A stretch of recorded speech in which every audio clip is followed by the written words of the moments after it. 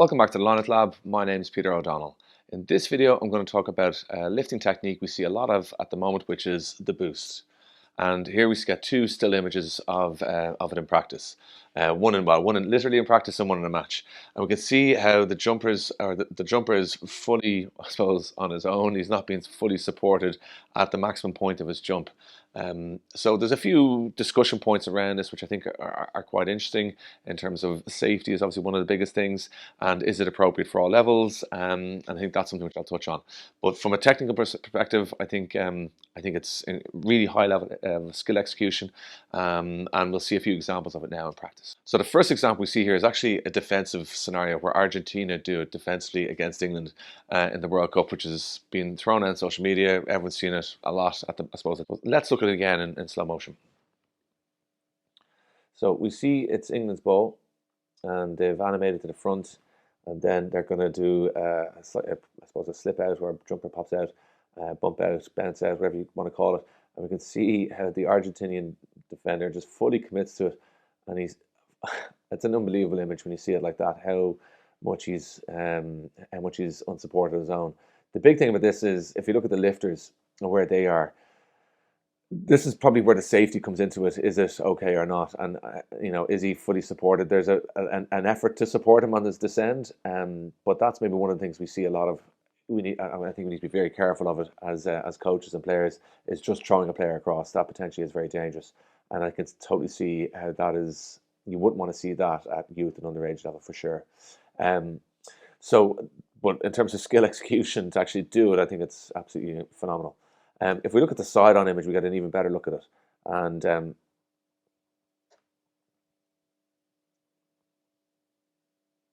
we see here how much he's just thrown into the air. It's really a high level of skill to catch it and stay stable, but the lifters as well, to throw the jumper up into the air.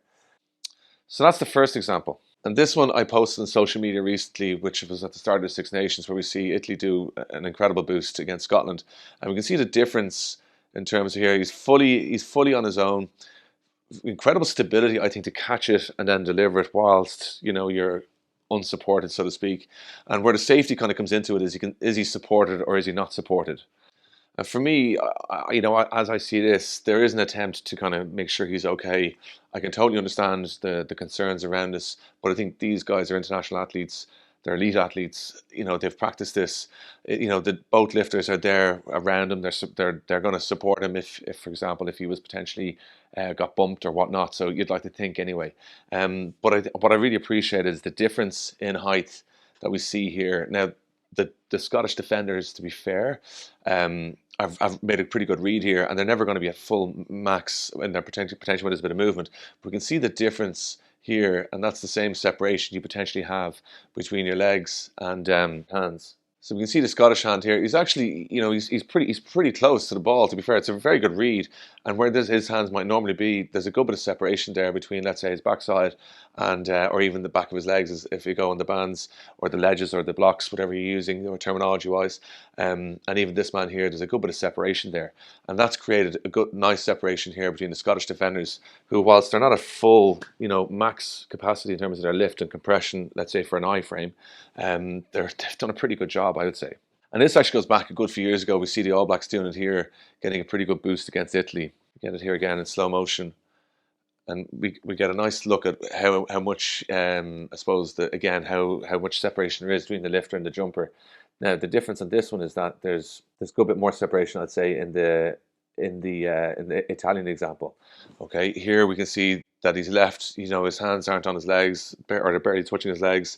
They might just be touching the back of his hamstrings or his hamstring, but they're not necessarily on his shorts, which we see the Italians have really executed. That they've really got even further elevation from how explosive they were. This example here from Italy in this year's Six Nations, and I want you to look at the third man on the line out, and he's going to jump up. And again, what we actually see in this example, we get a better look at how the lifters look to support him on his descent. So it's something they're practicing a lot of. It's something that they've obviously refined in terms of execution-wise. I'm sure safety is paramount when they're doing this. You'd like to think so anyway. But here you can see that there is an effort to support the jumper on his descent. So We play it through again in slow motion. And we just watch the setup. So the first jumper is going to pop out. Zambo, good man. It's a nice dummy, pops out, bumps out, and they go back, and we can see the nice jump.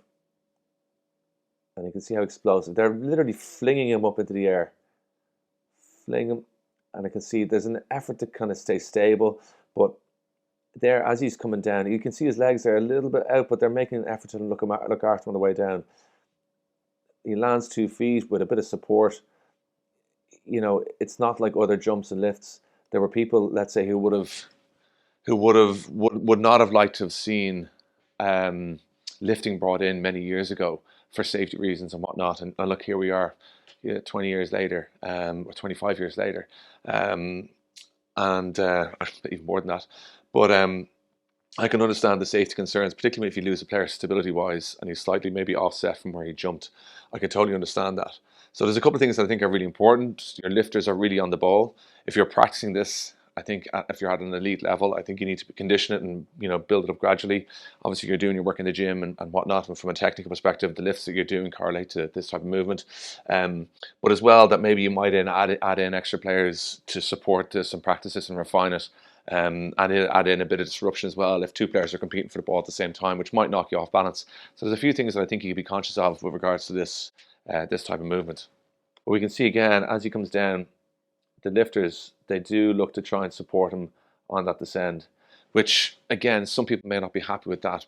But I go back to what I said, if these guys are elite, I suppose they've practiced this, so they've practiced at maybe times when they land when maybe they're slightly off balance and whatnot. So I think it's okay from an international perspective. I don't have an issue with it. It's more, my issue is more from a youth perspective and maybe certain levels of amateur rugby where maybe it would not be appropriate, I feel. Okay, so a couple of technical things then. If I look at this image on the left, and it's the image I just showed, look at the feet placement. I think that's really important to execute this. And I think it's really important. I think with all lifts, you should really get your feet in nice and close to perform the lift. And it's really an assist. I think I even though I use the terminology lift, I think you still have to go back to the jumper has to jump, which I think is really important. But yeah, where their feet are, I think is really important. Getting your feet in nice and close to the target zone. So you can imagine you could throw a hula hoop over the 3 of them, that they're all around in that semicircle, so or in that hoop, so to speak. So we want to be nice and close.